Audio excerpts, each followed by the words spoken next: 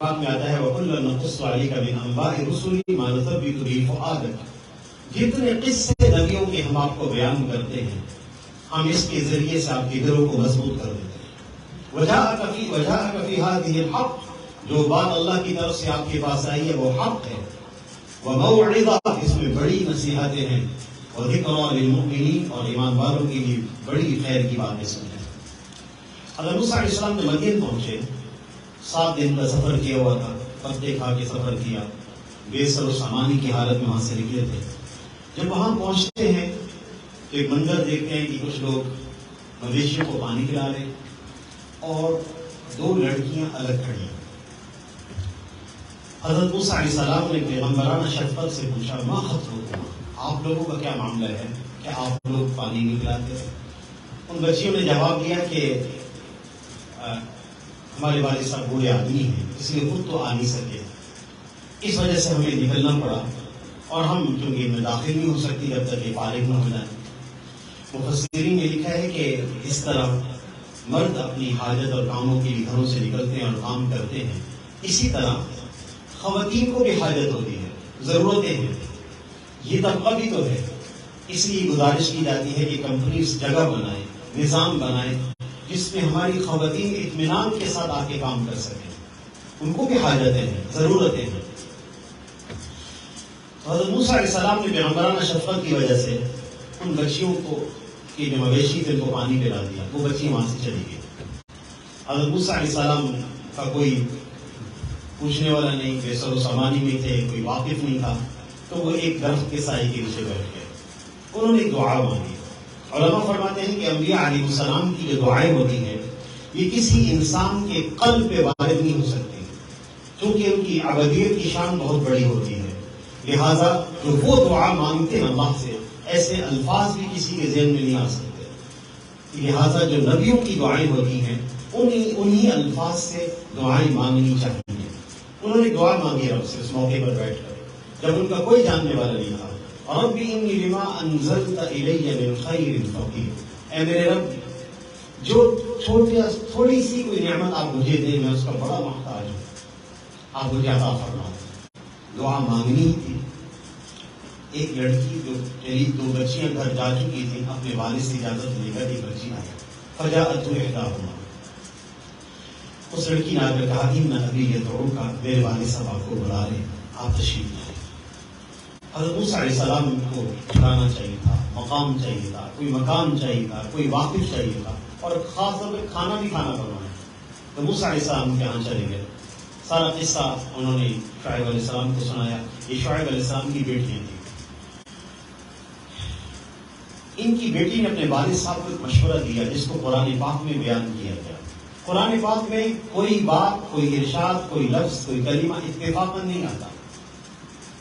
اللہ جل شانہ اپنی یہ کلام دنیا کے تمام کلاموں سے افضل ترین کلام ہے اور قیامت تک انسانوں کے لیے ہے، اس لیے اس کا ایک ایک کلمہ، اس کی ایک ایک آیت انسانیت کے لیے اور ساری انسانیت کے لیے ہدایت بھی ہے، رہنمائی بھی ہے۔ بیٹی نے اپنے والد صاحب کو مشورہ دیا، یا ابا تستأجرہ، اے میرے پیارے بجان آپ ان کو اجیر رکھ لیں، امپلائی رکھ لیں، موسیٰ علیہ السلام کو۔ ان خیر من استأجرت القوی الامین، جو بہترین امپلائی ہوتا ہے یا اجیر ہوتا ہے یا ملازم ہوتا ہے وہ ہوتا ہے جو قوی ہو، امانت دار ہو۔ مفسرین نے لکھا ہے کہ یہ 2 خوبیاں ہیں، کسی انسان میں جمع ہو جائیں، دنیا کی کوئی رکاوٹ اس کا راستہ نہیں روک سکتی، اس کے ساتھ رب ہے اور وہ ضرور کامیاب ہوگا۔ نمبر 1، طاقتور ہو، قوی ہو۔ کس اعتبار سے؟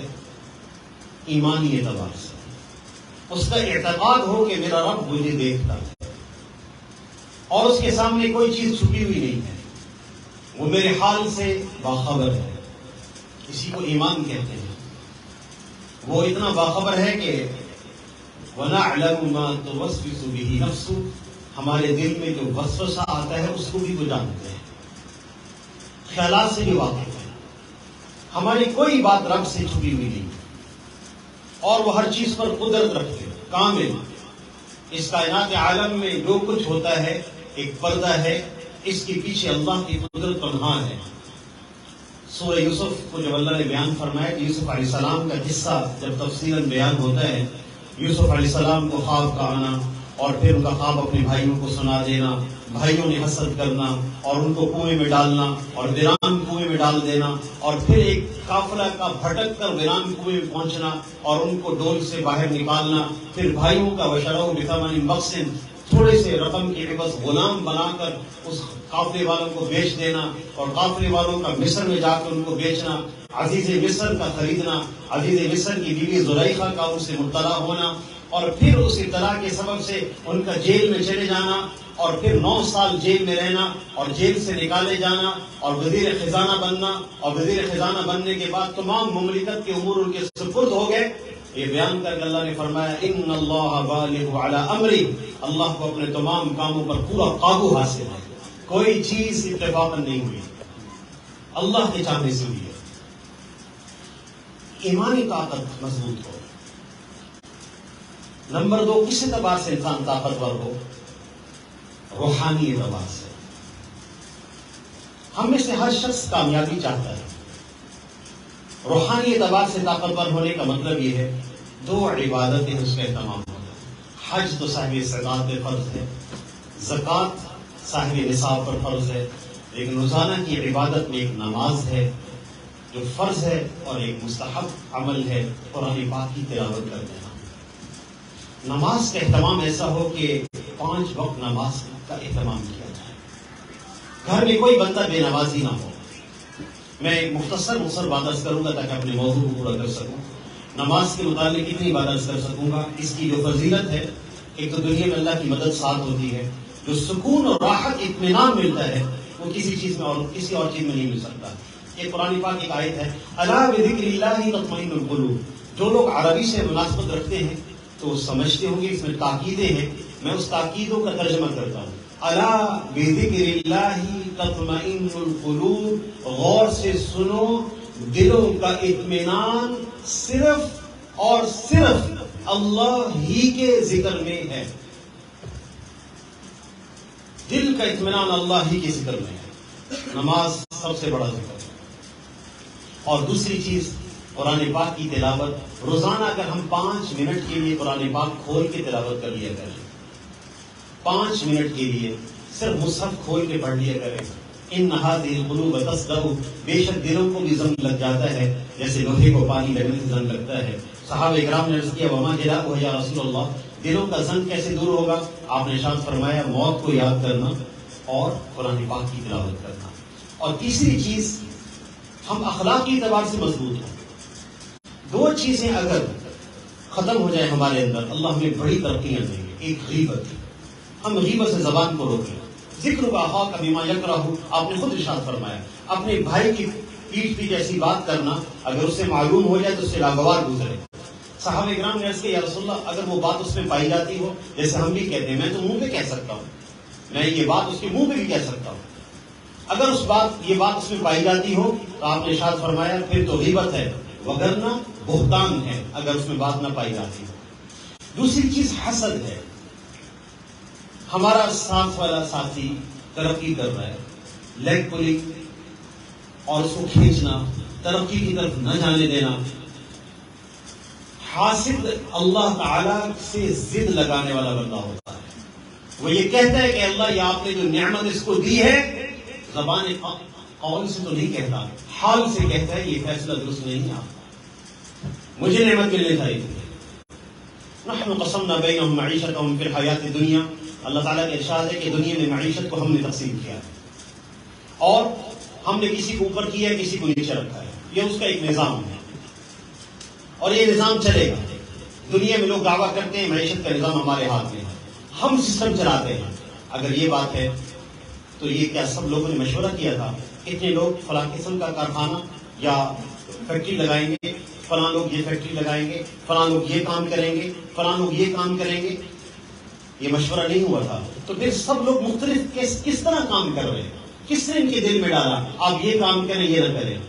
نحن قسمنا بینہم معیشتہم فی الحیات الدنیا، ہم نے دنیا میں معیشت کو تقسیم کیا ہے، ورفعنا بعضهم فوق بعض، بعضوں کو بعض سے اونچا رکھا ہے اور یہ رہے گا اونچا، یہ تفصیل رہے گی، کوئی اونچا کوئی نیچے رہے گا.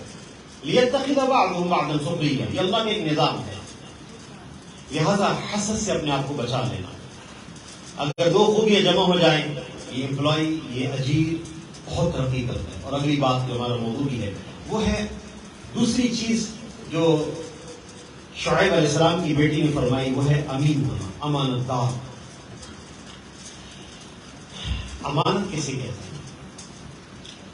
امانت کہتے ہیں جو کام کسی کے سپرد کیا جائے، اس کے ذمے لگایا جائے، اس کی اہلیت کو دیکھ کر اس کو امانت کہتے ہیں، اور وہ بندہ اس کام کو اسی طرح انجام دے دے تو اس کو امانت کی ادائیگی کہتے ہیں. آپ صلی اللہ علیہ وسلم نے اپنے پورے معاشرے کو، صحابہ کرام کو امین بنایا تھا. یہ سب امین ہیں، ایک بھی خائن نہیں ہے منافقین کے علاوہ. منافق خائن ہیں اور تمام صحابہ کرام امین ہیں. الصحابہ کلهم عدول، تمام صحابہ عادل ہیں، ایک بھی خائن نہیں ہے. آپ صلی اللہ علیہ وسلم کی تربیت تھی. یہ تربیت کا آغاز کہاں سے ہوتا ہے؟ آپ صلی اللہ علیہ وسلم، ایک بات یاد رہے، میں اپنے خاص طور پہ نوجوان بھائیوں سے اور اپنے بیٹیوں سے، اپنے بچوں سے عرض کروں گا، وہ یہ ہے، حضور صلی اللہ علیہ وسلم کی وہ حیات طیبہ جو نبوت ملنے کے بعد ہے، وہ ہمارے لیے اسوہ ہے، دلیل ہے. بالکل اسی طرح نبوت ملنے سے پہلے، ولادت سے لے کر نبوت ملنے تک کا سارا زمانہ ہمارے لیے اسوہ اور قدوہ ہے اور دلیل ہے.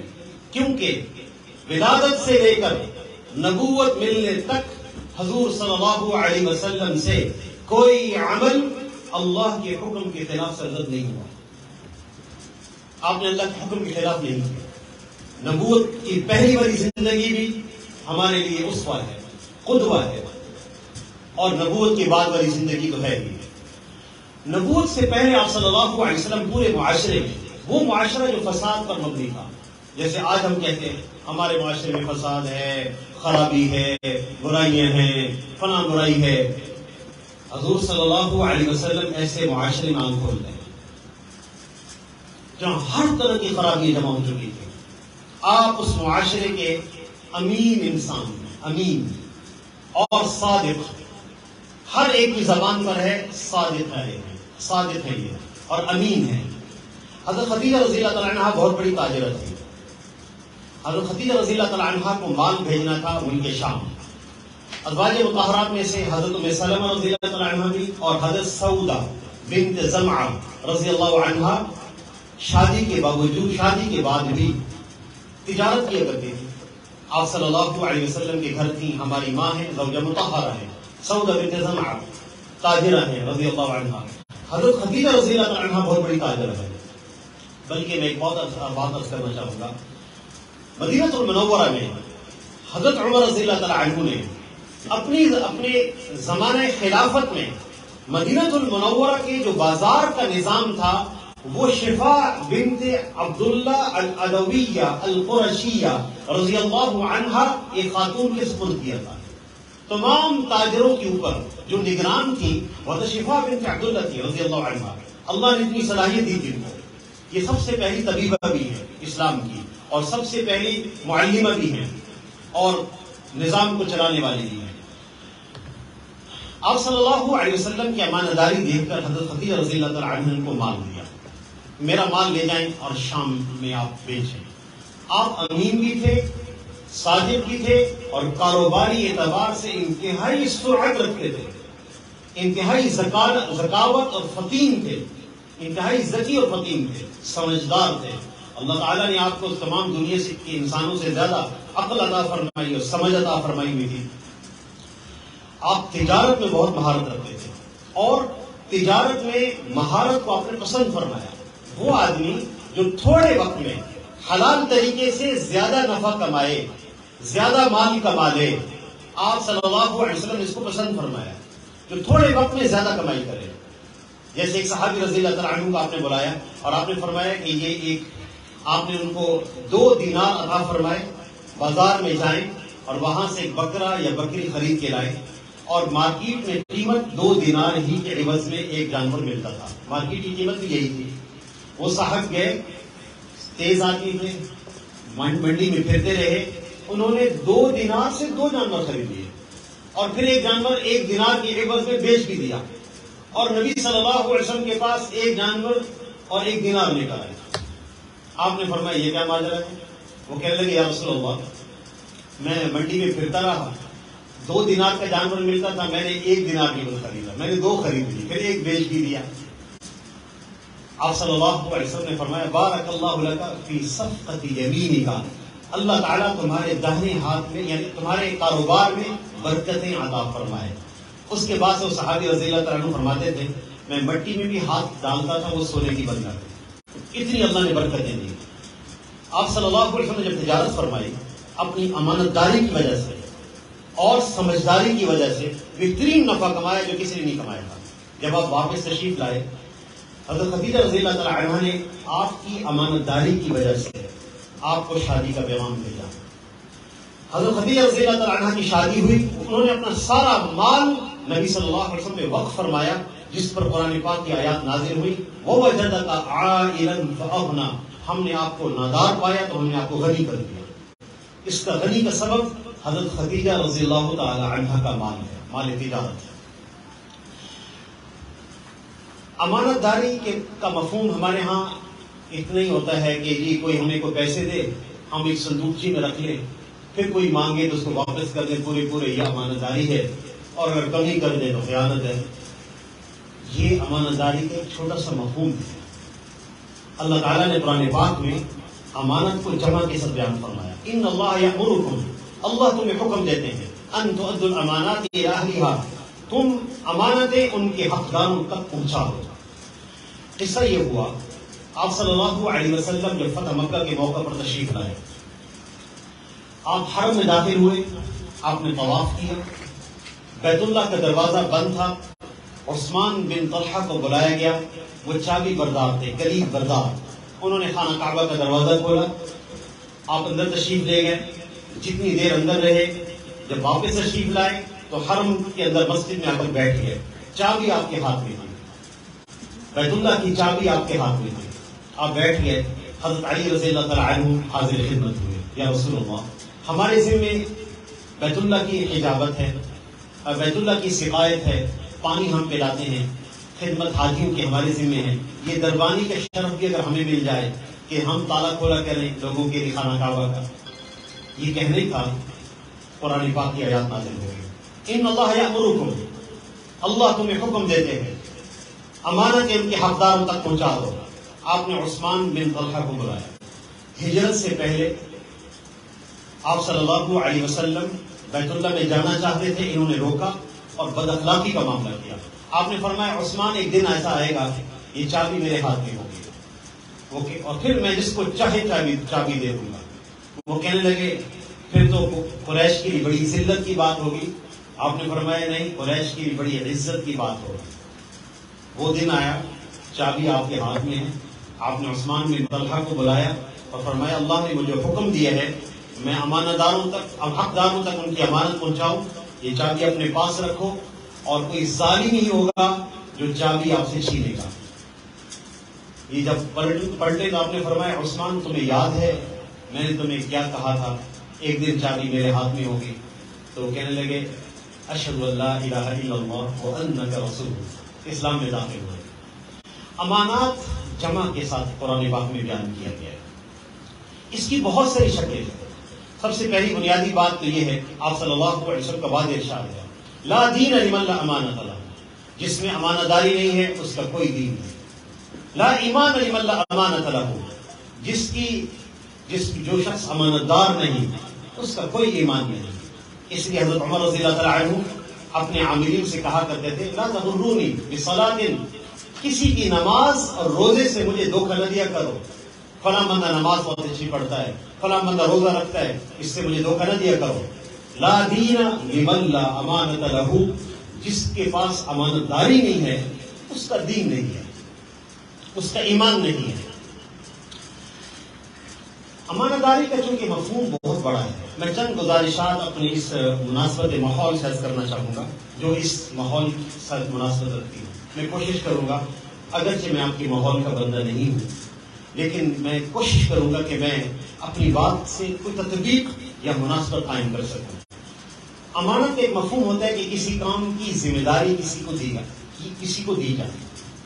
اچھا، ایک بات اور عرض کرتا چلوں، یہ شعبہ امانت داری کا اتنا حساس ہے، آپ صلی اللہ علیہ وسلم نے فرمایا کسی بندے کو مسلمانوں کی عمومی ذمہ داری دی گئی ہو، کوئی حاکم بن گیا ہے، اقتدار میں آ چکا ہے، کسی بندے کو مسلمانوں کی عمومی ذمہ داری دی گئی ہو، پھر وہ اس منصب پر کوئی نااہل بندہ لگا دے جس میں اہلیت ہی نہ ہو، نہ تعلیمی اہلیت، نہ تعلیمی قابلیت، نہ اس بندے میں اس کام کی صلاحیت، اگر کوئی اس منصب پر ایسا بندہ لگا دے اس پر اللہ کی لعنت ہو، اور نہ اس کا فرض قبول ہوگا نہ اس کا نفل قبول ہوگا، اور یہ شخص جہنم میں ضرور داخل ہو کے رہے گا۔ مسلمانوں کی عمومی ذمہ داری بہت سارے لوگوں پر نااہل آدمی کو لگا دینا، انسانوں کے حقوق ضائع ہو جاتے ہیں، لوگوں کے حقوق ضائع ہو جاتے ہیں۔ اس لیے امانت داری چھوٹا مفہوم نہیں ہے، اس سے آگے چلیں۔ اللہ تعالیٰ نے ایک ذمہ داری دی، ایک کام ذمہ لگایا گیا۔ مثلا ہم کسی کمپنی کے اندر امپلائی ہیں، اجیر ہیں، انہوں نے ہم سے 8 گھنٹے کا 7 گھنٹے کا وقت لیا، شرعی اعتبار سے ہم اس کمپنی کے اندر اس کے وقت کے، اس کے کام کے پابند ہیں۔ ہم یہ وقت اپنی ذاتی ضرورت کے لیے خرچ نہیں کر سکتے، ضروریات کھانے پینے کے علاوہ کسی دوسرے مشورے میں خرچ نہیں کر سکتے۔ یہ وقت امانت ہے، دیکھنے والا رب ہے۔ اس سے اگلی بات، المجالس بالامانت، آپ صلی اللہ علیہ وسلم نے ہمیں بہت حساس بنایا۔ کسی کمپنی میں آدمی اجیر ہوتا ہے، ملازم ہوتا ہے، اور مزاج نہیں ہے بات کو ہضم کرنے کا اور محفوظ کرنے کا، راز کو راز رکھنے کا۔ یہ مزاج بنانا چاہیے، راز کو راز رکھنا، یہ بہت بڑی خوبی کی بات ہے۔ آپ صلی اللہ علیہ وسلم کے ارشاد ہے، آپ نے اتنا حساس ہمیں بنایا، کوئی آدمی تمہارے پاس آئے اور کوئی بات کرے، فالتفت الی یمینی و شمالی، دائیں بائیں یوں دیکھے، اس کی بات کو راز رکھنا ہوگا، ظاہر نہیں کر سکتے، الا یہ کہ اگر کوئی کمپنی کے نقصان میں بات کر رہا ہے، کسی کو ساتھی کو نقصان پہنچانے کے سلسلے میں بات کر رہا ہے، پھر نہیں، وگرنہ یہ شخص اس مجلس کا امین ہے۔ المجالس بالامانہ، مجالس جہاں گفتگو ہوتی ہو، کوئی اہم مشورہ ہو، اس کا تعلق امانت داری کے ساتھ ہوتا ہے۔ پھر نبی صلی اللہ علیہ وسلم کے یہ ارشاد، المستشار مؤتمن، جس سے مشورہ لیا جائے وہ امین ہوتا ہے۔ ہمیشہ صحیح مشورہ دینا، اور جس بھائی نے ہم سے مشورہ کیا ہے اس مشورے کو اپنے دل میں محفوظ کر لینا، اپنے دل کو گہرا بنا لینا، اس کی باتوں کو چھپا لینا۔ ہمیں وقت کے ساتھ یہ باتیں سیکھنی ہیں، ہر بات کہنی نہیں ہوتی، ہر بات کسی کو بتانی نہیں ہوتی، لیکن اپنے دلوں کو گہرا کر لیں، ہم باتوں کو محفوظ کریں۔ امانت داری کے ایک مفہوم جس کا مقابل خیانت ہے، وہ تطفیف بھی ہے، ناپ تول میں کمی کرنا۔ ایک کام ہمارے ذمہ لگایا گیا ہے، ہم اس کو پورا کر سکتے تھے، لیکن کمی کے ساتھ وہ چیز حوالے کرنا اور اس کے پیسے پورے وصول کر لینا، اس کو قرآن پاک میں تطفیف کہا جاتا ہے، جس کو دوسرے الفاظ میں ہم خیانت کہیں گے۔ قرآن پاک میں آتا ہے وَيْلٌ لِّلْمُطَفِّفِينَ۔ میں آپ کے چونکہ ماحول کا آدمی نہیں تو میں پوری بات آپ سے مناسبت سے نہیں کر پا رہا ہوں، لیکن آپ جانتے ہوں گے کہ آپ کے کاموں کی نوعیت کیسے ہوتی ہے۔ کوئی کام ذمہ لگایا گیا ہو اور ہماری کمی کی وجہ سے، ایک ایک استطاعت نہیں، وقت نہیں دیا، محنت نہیں کی اور اس میں کمی کی ہے اور وہ چیز پہ حوالے کر دیے، ویسے پورے وصول کر دیے۔ بلکہ میں شرعی بات یاد کرنا چاہوں گا، ہماری امانت ایک بہت بڑی خوبی رکھتی ہے، ہماری امانت داری انسانوں کی ہدایت کا ذریعہ بھی ہے۔ یہ جو مالیبار کا علاقہ ہے ہند کا، اس میں صحابہ کرام بطور تاجر داخل ہوئے اور تجارت کی ہے، اور پوری تجارت امانت داری پر مبنی ہے۔ ہماری تجارت کی بنیاد یہ ہے خیر الناس من ينفع الناس، لوگوں میں سے سب سے بہتر لوگ وہ ہیں جو لوگوں کو نفع پہنچائیں. ہماری تجارت عام لوگوں سے ہٹ کر ہے. پوری دنیا کی تجارت کا اصول ہے جو ڈیمانڈ ہے وہ پوری کی جائے، چاہے وہ غلط ہے، چاہے وہ ناجائز ہے، چاہے وہ حرام ہے، چاہے انسانی اخلاق کو تباہ کرتی ہے، انسانی معاشرت کو تباہ کرتی ہے، لیکن ڈیمانڈ ہے، پیسے ملیں گے، بنائیں. وہ تجارت وہ کرے، وہ کام بھی کرے، دنیا میں پھیلا دیں اس کو. اسلام کی تجارت وہ نہیں ہے. اسلام ہمیشہ اس پر پابندیاں لگاتا ہے. وہ تجارت کرنی جس میں انسانوں کو نفع ہو، چاہے وہ انسان غیر مسلم ہے، چاہے وہ انسان بدھسٹ ہے، کوئی بھی انسان ہے، اس کو فائدہ ہونا چاہیے، اس کو حق ملنا چاہیے، اس کی معاشرت تباہ نہ ہو، اس کے اخلاق تباہ نہ ہو، اس کو صحیح چیز مل جائے، اس کی ضرورت پوری ہو جائے. یہ ہماری تجارت کی بنیاد ہے. صحابہ کرام اسی بنیاد پر مالی بار میں داخل ہوئے ہیں. کسی کو دعوت نہیں دی. محض تجارت سے پورا مالی بار اسلام میں داخل ہوا ہے، راجا سمیت. ہم کہتے ہیں ہم اس امانتداری کی طرف واپس آ جائیں. یہ تو ہمارا جو بزنس ہے آئی ٹی کا، اس سے ہم پوری دنیا سے جڑے ہوئے ہیں. ہم کتنی دفعہ اس کو دعوت دے سکیں گے الفاظ سے، ظاہری الفاظ سے. ہم اپنا عمل پیش کر دیں امانتداری کے ساتھ. اللہ ہمیں دنیا میں جو کامیابی دیں گے، اللہ تعالیٰ انسانوں کو ہدایت بھی دے دیں گے آپ ہی کی وجہ سے. میں آپ سے عرض کر رہا تھا تطفیف کی بات. اپنی بات کو مکمل بھی کر لوں 2-3 منٹ کے اندر. تطفیف کی بات، خیانت جس کو کہا جاتا ہے. ناپ تول، جس کے آپ عربی میں یا اردو میں اس کی اصطلاح میں یوں کہیں گے ناپ تول میں کمی کرنا. اللہ تعالیٰ نے اس کی وضاحت یوں فرمائی ہے، الذین اذا اکتالوا علی الناس یستوفون واذا کالوهم او وزنوهم یخسرون.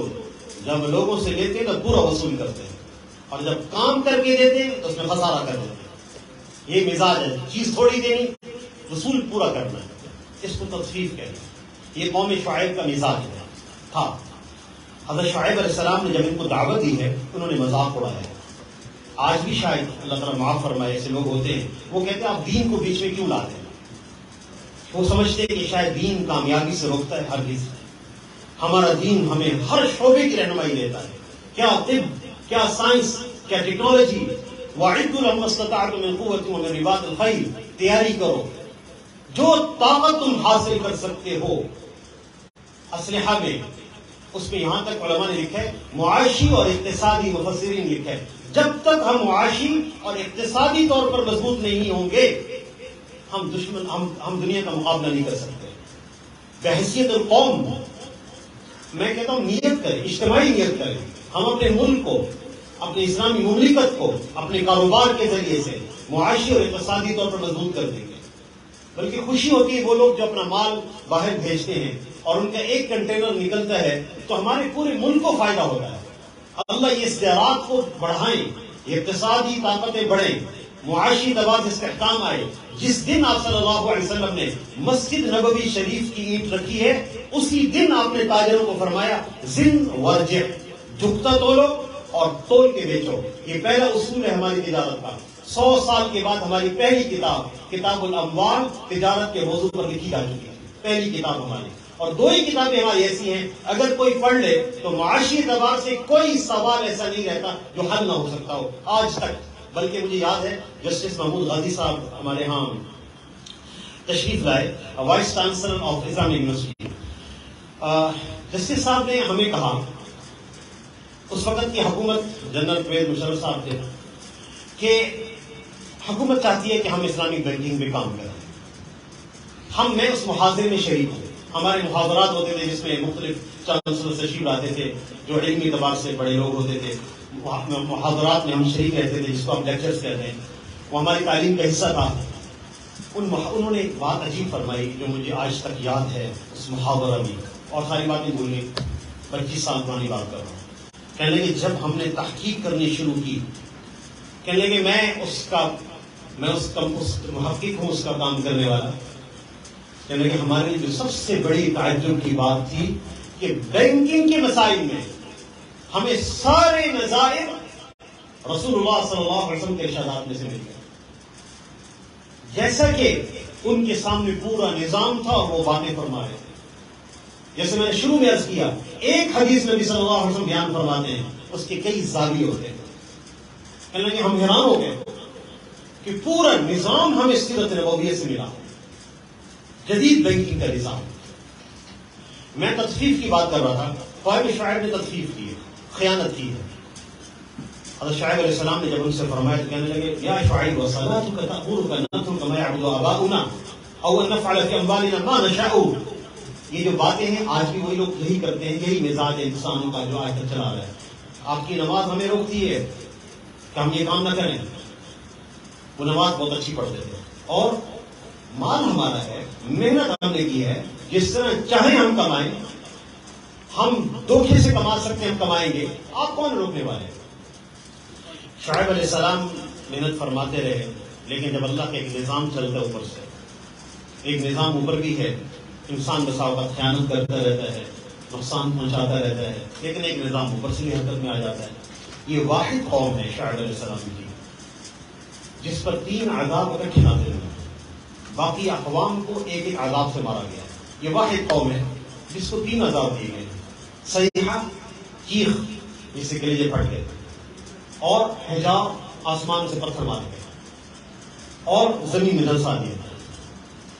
3 عذاب ایک ہی قوم پر جمع کیے گئے صرف خیانت کی وجہ سے. باقی آپ کے نظاموں میں کیا سسٹم, کیا چیزیں ہوتی ہیں آپ بھی بہتر جانتے ہیں. میں جزئیات آپ لوگوں کی بیان نہیں کر سکتا, میں آپ کے نظام کا حصہ چونکہ نہیں ہوں, لیکن آپ جانتے ہیں میرے نظام میں امانت داری کیا ہے اور خیانت کیا ہے. الاسم ما حاک فی صدری کا. کسی نے پوچھا یا رسول اللہ گناہ کیا ہوتا ہے؟ آپ نے فرمایا ما حاک فی صدری کا, جو تیرے دل میں کھٹک پیدا کرے. یہ صحیح نہیں ہے, یہ بات صحیح نہیں ہے. الاسم ما حاک فی صدری, جو تیرے دل میں کھٹک پیدا کرے. تو حضرت شعیب علیہ السلام کی بیٹی نے اپنے والد صاحب سے کہا یا ابا استاجرہ, ابا جان آپ ان کو امپلائی عجیب رکھیں. ان خیر من استاجرت القوی الامین, بہترین عجیب وہ ہوتا ہے جو طاقتور ہو, ایمانی اعتبار سے, روحانی اعتبار سے, اخلاقی اعتبار سے, جسمانی اعتبار سے, ذہنی صلاحیتیں ٹھیک ہوں, اس کی ذہنی صلاحیتیں تندرست ہوں, اور پھر علمی اعتبار سے وہ کام کر رہا ہو, مسلسل علمی اعتبار سے اپنی صلاحیت کو بڑھا رہا ہو, جیسے کہ ہماری شعبے میں ضرورت ہے علمی صلاحیت کو بڑھانا. اور دوسری چیز امانت داری, جس میں یہ 2 خوبیاں جمع ہو جائیں دنیا کی کوئی طاقت اس کو کامیاب ہونے سے نہیں روک سکتی. اللہ تعالیٰ کی مدد اس کے ساتھ ہے, یہ دنیا میں ضرور کامیاب ہوگا, اور آخرت میں تو بڑے درجے کا کامیاب ہے. التاجر الصدوق الامین, سچا تاجر جو امانت دار ہو, مع النبیین والصدیقین والشہداء, کل قیامت کے دن اس کا حشر نبیوں کے ساتھ ہوگا, شہداء کے ساتھ ہوگا, اور نیک لوگوں کے ساتھ ہوگا. اللہ تعالیٰ سے دعا ہے اللہ ہم سب کو عمل کرنے کی توفیق عطا فرمائے. وآخر دعوانا الحمدللہ رب العالمین. Thank you so much. جزاک اللہ مولانا. اچھا, we have about 7 minutes. اس میں اگر آپ کے کوئی questions ہیں on daily scenarios that you think کہ clients کے ساتھ بات کرتے ہیں, آپس میں communication کرتے ہیں, so you guys have about like 5-6 minutes, 7 minutes and you can ask. Thank you.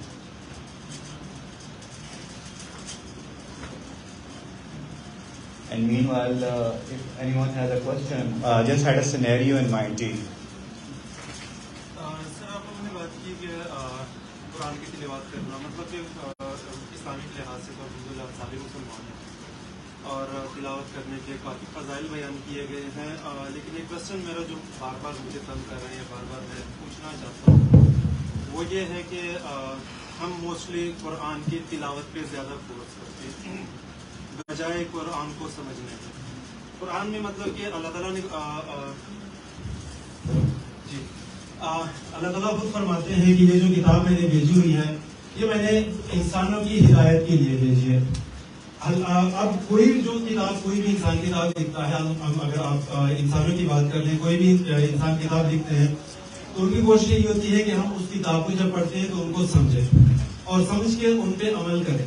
اب اللہ نے جو کتاب بھیجی ہے مطلب کلیئر الفاظ میں فرما رہے ہیں اللہ تعالیٰ کہ یہ جو کتاب میں نے بھیجی ہے انسانوں کی ہدایت کے لیے بھیجی ہے. اب ہم کیا کر رہے ہیں, ہم کتاب کو موسٹلی صرف تلاوت کی طرف بچوں کو, یا ہمیں بچپن سے ہی یہی سکھایا جاتا ہے کہ آپ تلاوت کریں, آپ کو ایک لفظ میں اتنے نیکیاں ملیں گے, آپ یہ والا سورت پڑھے تو آپ کو اتنے نیکیاں ملیں گے. میرے کہنے کا مقصد یہ ہے کہ سر ہم زیادہ جو ہے تلاوت پہ زیادہ فوکس کرتے ہیں بجائے ان کو سمجھنے میں. جانتا ہوں بہت سی چیزیں ایسے ہیں قرآن میں جن کو سمجھنے کے لیے ہمیں علم کی ضرورت ہے. کوئی بھی اگر ہم اردو اشعار کو تب تک نہیں سمجھ سکتے جب تک ہم گرامر کو نہیں سمجھ پاتے, انگلش کو تب تک سمجھ نہیں پاتے جب تک ہم ان کے گرامر کو نہیں سمجھ پاتے. قرآن کو سمجھنے کے لیے بھی علم ضروری ہے, لیکن کچھ ایسے قرآن میں وہ چیزیں ہیں جیسے پڑوسیوں کے ساتھ کیسے سلوک کرنا ہے, یا مطلب کہ اپنے لوگوں کے ساتھ, آس پاس کے لوگوں کے ساتھ کیسے رہنا ہے, والدین کے حقوق کون سے ہیں, ٹھیک ہے, بچوں کے کون سے حقوق, اس طرح جو ایسینشیل چیزیں ہیں جو بہت سمپل الفاظ میں اللہ تعالیٰ نے بیان کیے ہوئے ہیں. زکوٰۃ اور نماز کے بارے میں کئی جگہ فرمایا ہوا ہے, اور اسٹرکٹلی فرمایا ہوا ہے کہ زکوٰۃ کے بارے میں بھی. تو کہنے کا مقصد یہ ہے کہ یہ چیزیں ہم بچوں کو نہیں بتاتے یا اس پہ ہم فورس نہیں کرتے. ٹھیک ہے, کچھ جو چیزیں ہمارے علم کے لیے موسٹلی ڈیفیکلٹ ہو جاتا ہے, لیکن جو چیز ہمارے لیے آسان ہے تو اس چیز پہ ہم فوکس کیوں نہیں کر پاتے. یہ بالکل وجہ فرمایا آپ نے. چونکہ موضوع جو تھا وہ ہمارا ایمانداری سے متعلق تھا, اس موضوع کو ہم کھول نہ سکے یا اس موضوع پر ہم بات نہ کر سکے. قرآن پاک میں جیسے ہمارے بھائی نے فرمایا کہ بہت ساری چیزیں ایسی ہیں جن کا تعلق احکامات سے ہے. یقیناً ان کو سمجھنے کے لیے محنت درکار ہے, استفتاء بھی چاہیے, رہنمائی بھی چاہیے, استاذ بھی چاہیے, لیکن وہ آیات صرف 500 سے زائد ہیں. باقی قرآن پاک کی آیات جن کی تعداد 6000 سے بھی زیادہ ہے, وہ ساری کی ساری آیات عبر ہیں, نصیحتیں ہیں, موعظت ہے, تذکیر ہے, اور انبیاء علیہ السلام کے قصص ہیں, جنت اور جہنم ہے, دلوں کو نرم کرنے والی باتیں ہیں, اللہ سے اعتماد اور توکل کی باتیں ہیں, رسالت کی بات ہے, آخرت سے متعلق باتیں ہیں. اگر ہم روزانہ 2-4 منٹ کے لیے ترجمہ پڑھنے کا معمول بنا لیں, زیادہ دیر میں اس لیے نہیں کہتا کہ پھر ہمارے نوجوان مصروف بہت ہوتے کہتے ہیں جی اس کو بھی وقت دیا جائے. 2-4 منٹ کے لیے رات کو سوتے وقت آج کل PDF پہ پڑھنے کا معمول ہے, اگر PDF پڑھ لیا کریں ترجمہ, صرف ترجمہ, کچھ ہی وقت کے بعد قرآن پاک کے ترجمے سے مناسبت ہو جائے گی. جہاں ہم قرآن پاک کی آیت پڑھیں گے ہم ترجمے کا مفہوم ہم سمجھ رہے ہوں گے. ایک تو یہ ضروری بات جو آپ ہمارے بھائی نے فرمائی وہ ایسے ہی ہے, ایسے ہی ہونا چاہیے. نمبر 2, ہمارا موضوع تھا ایک روحانیت. اسی طرح جیسے میں نے عرض کیا کہ روحانی اعتبار سے کون سی چیزیں انسان کو نفع دیتی ہیں, روحانی اعتبار سے جس میں ہمیں دلوں کا سکون چاہیے, راحت چاہیے, اطمینان چاہیے. یہ چیزیں دنیا میں کسی چیز میں نہیں کہ خالق و سکون کے پاس ہیں. اس کے کچھ ذرائع ہیں, اس میں نماز ہے ایک ذریعہ. دوسرا قرآن پاک کی تلاوت ہے. قرآن پاک کی تلاوت الگ چیز ہے, تدبر الگ چیز ہے, دونوں اہمیت رکھتے ہیں اپنے اپنے مقام. تدبر کے جیسے میں نے عرض کیا ہمارے بھائی نے یاد فرمایا, اللہ ان کو جزائے خیر دے, انہوں نے اس مجلس میں یاد دہانی کرائی ہے. یقیناً مجلس میں ساری باتیں نہیں ہو سکتی یقیناً, لیکن کوئی بات کوئی کہہ دیتا ہے, کوئی بات کوئی کہہ جیسے ہمارے صاحب نے فرمایا. تدبر کے لیے 2-4 منٹ نکال لیا کریں, ترجمہ پڑھنے کا محض, اور مکی سورت کا ترجمہ اگر ہم پڑھیں تو یہ ساری چیزیں حاصل ہو جاتی ہیں. دوسری چیز جو ہے وہ ہے تلاوت. کم از کم 5 منٹ تلاوت کے لیے بھی نکال دیا کریں, جس میں محض تلاوت ہو. بسا اوقات میں اسی بات کر رہا ہوں, کچھ لوگ سمجھتے ہیں کہ شاید اگر ہم بغیر سمجھے پڑھیں تو ہمیں فائدہ نہیں ہوتا. نہیں, اس کا فائدہ ہوتا ہے, اس کا فائدہ ہوتا ہے, قلبی اعتبار سے فائدہ ہوتا ہے, سکون ملتا ہے. جیسے تلاوت سننے سے سکون ملتا ہے, راحت ملتا ہے, اطمینان ملتا ہے. تو روحانی اعتبار سے ہمیں روزانہ غذا چاہیے, وہ قرآن کی تلاوت ہے. اور رات کو سوتے وقت جب آخری کام ہو, ہم قرآن PDF میں آسان طریقہ ہے, چند آیات کا ترجمہ پڑھ کے سو جائے گا. کچھ ہی وقت کے بعد انشاءاللہ قرآن سے مناسبت ہو جائے گی. ہمارے بھائی صاحب نے یہ یاد دہانی کی طور پر بات فرمائی, انہوں نے درست کرا. ایک اور we can take just one more question. میرا کوشچن یہ تھا کہ پاکستان کی انڈسٹری اوورآل میں ایک سب سے بڑا جو بیک ڈراپ چل رہا ہے, جو بہت بڑا سناریو ہے وہ ہے پائریسی کا, سافٹ ویئر پائریسی کا ایک بہت بڑا ایشو. اس میں یہ مسئلہ ہے کہ ایون انڈیویجول لیول پہ جو فریلانسرز ہیں وہ بھی افورڈ نہیں کر سکتے سافٹ ویئرس کو. سافٹ ویئرس بہت زیادہ ایکسپینسو ہیں اور وہ پائریسی کی طرف چلے گئے. ٹھیک ہے, لرننگ کے بعد بھی ایون ارننگ کے وقت جو پائریسی ہے وہ اس چیز کو برا نہیں سمجھتے. تو اور اگر ان کے سارے آرگومنٹ کیے جائے ایون سافٹ ویئر تو پھر بھی ارننگ والی ایک چیز ہے. ہم ایون گیمس کی طرف چلے جائیں وہ گیمس بھی پائریٹیڈ تھے. تو میرا یہ کوشچن ہے کہ چلو سافٹ ویئر کی تو چلو ایسی سمجھ آتی ہے کہ ٹوٹلی رانگ, تو گیمس کے حوالے سے کیا ہوگا, مطلب کہ گیمس بھی تو ٹوٹلی پائریٹڈ سمجھ مطلب چوری کرتے ہیں. کسی اور کا کوڈ ہے وہ آپ یوز کریں گے اس کی اجازت کے بغیر. ایک چیز جو پیسوں کی ہے لیکن اس کو ایک ایسا وے آف نکالیں کہ وہ فری میں چلتی ہے. اچھا یہ نا ایک یو ہیو ٹو, اس کا میں شرن تو شاید آپ کو جواب نہیں دے سکتا, بٹ یہ ٹینڈنسی ہمیں کریٹ کرنی پڑے گی. میں آپ کو اس کی ایگزامپل دیتا ہوں. یہ پائریٹڈ پاکستان میں یہ بیسیکلی سب کانٹیننٹ کا ایشو ہے, باہر اتنا نہیں ہوتا بیکاز ہم نے یہ سوچ لیا ہوا ہے. تو میں آپ کیونکہ I run a technology firm, we don't use pirated software anywhere. ٹھیک ہے, اگر آپ یہ سوچ لیں گے نا کہ آپ کی زندگی اس کے بغیر گزارنی ہے تو آپ کی انشاءاللہ زندگی اس کے بغیر ہی گزر جائے گی. میں تھیم کورس کے لیے بھی ہم پیڈ لاگ انز یوز کرتے ہیں, ہم جتنے بھی سافٹ ویئر یوز کرنے ہوتے ہیں ہم اس کے لیے کرتے ہیں. آئی تھنک کہ کسی کی چیز سے مولانا کی پوری بات ہی اس پہ تھی کہ آپ کسی کی چیز بغیر کچھ استعمال نہیں کر سکتے اگر وہ اس کی امانت ہے جو کہ آپ کو دی جا رہی ہے.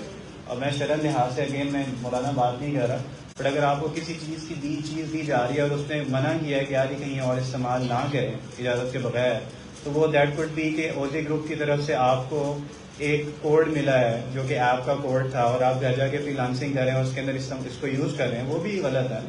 آپ ان کی اپنے اونرز کی اجازت نہیں لے رہے, کوئی پروسیسز ہیں, ان کی کوئی ڈاکومنٹیشن ہے, ان کے کوئی راز ہیں جو کہ آپ اپنے نجی استعمال میں لے کے آ رہے ہیں, آپ اس سے اجازت لینی پڑے گی. So as a nation we need to create ایک ایٹماسفیئر کہ جہاں پہ ہم لوگوں سے اجازت لیں, اور اگر ہمیں وہ اجازت نہیں ملتی تو میرا مشورہ تو یہ ہے کہ ہمیں I think we should not use those things, rather we should try to have paid software as much as possible. ایک بات میں سر کروں گا, جیسے آپ نے فرمایا چونکہ اب یہ مسائل پیش آ رہے ہیں, یہ وہ مسائل